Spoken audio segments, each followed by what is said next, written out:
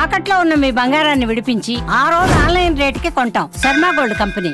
నమస్కారం, welcome to Suman TV. నేను గీతాంజలి. విశ్వావసునామ సంవత్సరంలో ద్వాదశ రాశుల వారి జాతక ఫలితాలు ఏ విధంగా ఉన్నాయో తెలుసుకుందాం. వివరించేందుకు ప్రస్తుతం మనతో పాటు ఉన్నారు శ్రీచక్రపీఠం వ్యవస్థాపకులు, ప్రముఖ జ్యోతిష్య పండితులు బ్రహ్మశ్రీ ప్రదీప్ జోషి గురువు గారు. వారితో మాట్లాడదాం. గురుగారు నమస్కారం అండి. శ్రీ గురుభ్యో నమః. శ్రీమాత్రే నమః.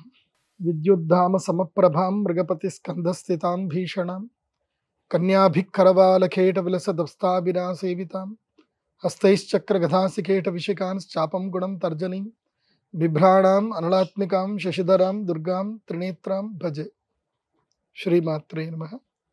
శ్రీ గురుభ్యో. మేషాది ద్వాదశ రాశుల యొక్క ఫలితాలు మనం ఈ విశ్వావసునామ సంవత్సరంలో తెలుసుకోబోతున్నాం. ముందుగా ప్రేక్షకులందరికీ, సనాతన ధర్మ బంధువులందరికీ, మీకు కూడా శ్రీ విశ్వావసునామ సంవత్సర ఉగాది శుభాకాంక్షలు. విశ్వావసునామ సంవత్సరంలో సింహరాశి వారి జాతక ఫలితాలు తెలుసుకుందాం. ముందుగా వారి ఆదాయ వ్యయాలు ఏ విధంగా ఉన్నాయి? సింహరాశి. సింహరాశికి ఆదాయము 11, వ్యయము కూడా 11. అలాగే రాజపూజ్యం 3, అవమానం 6. సో సింహరాశి వారికి ఎలా ఉంది అంటే ఈ సంవత్సరము, మీరు కావాలంటే ఈ సంవత్సరం మీ బ్యాంక్ అకౌంట్ చూసుకోండి, ఇయర్ ఎండింగ్ కూడా బ్యాంక్ అకౌంట్ చూసుకోండి. ఎంత డబ్బులు ఉన్నాయో మళ్ళీ అంతే డబ్బులు ఉంటాయి, కానీ డబ్బులు వస్తాయి. అది ఈ సంవత్సరం సింహము వేటాడాల్సిందే.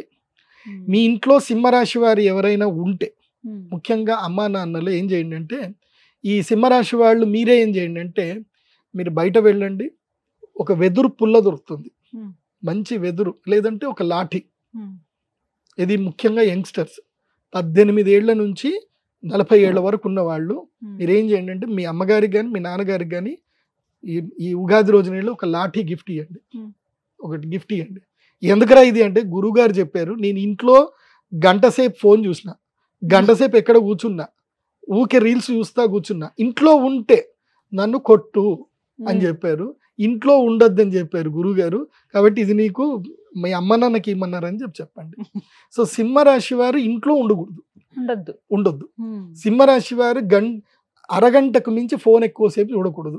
ఫోన్ మాట్లాడడానికి తప్ప ఇది పనికిరాదు. పనికిరాదు అంటే సింహరాశి వారు ఈ సంవత్సరము ప్రతి ఒక్క నిమిషం, రోజు నివాళ ఎంత సంపాదించాను మీ అమ్మ నాన్నకి చెప్పండి, లేదంటే మీ భార్యకి చెప్పండి. ఏమే గురుగారు చెప్పారు, రోజు రాత్రికి లెక్కలు రాసుకోమన్నారు. ఆ లెక్కలు కాదు, ఈ లెక్కలు రాయమన్నారు. ఇవాళ ఎంత సంపాదించావు, ఇవాళ ఏం చేసావు, ఇవాళ కొత్త వాళ్ళని ఎంతమంది పరిచయం చేసావు. సింహరాశి వాళ్ళకి టార్గెట్ ఏంటంటే వేటాడాల్సిందే. రోజుకి ఒక 2 కొత్త వాళ్ళని పరిచయం చేసుకోండి, మేధావులను పరిచయం చేసుకోండి, అనుభవజ్ఞుల్ని ఒక 2 పరిచయం చేసుకోండి. మొత్తం మీద ఈ సంవత్సరంలో ఒక 100 మందిని అనుభవజ్ఞుల్ని సంప్రదించాలి. ఒక 100 రకాల వ్యాపారాల మీద రీసెర్చ్ చేసుకోవాలి. ఏదైనా ఒక బిజినెస్ స్టార్ట్ చేయాలి. ఇంట్లో ఖాళీగా కూర్చోకూడదు. ఖాళీగా కూర్చోకూడదు. వీలైతే దోశ పిండి అయినా సరే ఇంట్లో పట్టండి, గ్రైండర్ ఇంట్లో బట్టి పొద్దున పూట వీధిలో ఎక్కడైనా బైక్ మీద నిల్చొనైనా దోశ పిండి అయినా అమ్మండి, ఇడ్లీ పిండి అమ్మండి, లేదంటే పానీపూరి చేయండి, లేదంటే వేప చెట్లన్నీ కూడా పిండి వేసి ఏదైనా వేయండి. కానీ ఉద్యోగము మీకు నెల తిరిగేసరికి ఆ శాలరీ మీ జేబులో నుంచి ఖర్చు అయిపోతుంది అని అంటే, సేమ్ పుష్ప డైలాగ్, నా కాలు నేను వేసుకున్నా తగ్గేద్దిలే అని చెప్పి ఉద్యోగం మానేసి వెళ్ళిపోండి. చాలని శాలరీ ఉంటే మానేయండి, వ్యాపారం చేయండి. సింహరాశి వారు ఈ సంవత్సరం ఎట్టి పరిస్థితుల్లో వ్యాపారం చేయవలసిందే. ఈ సంవత్సరం అఖండ రాజయోగం సింహరాశి వారికి ఉంది. ఒక్క అక్టోబర్ నవంబర్లో చిన్న డిస్ప్యూట్స్ అవుతాయి తప్ప సంవత్సరం అంతా సూపర్ టైం ఉంది.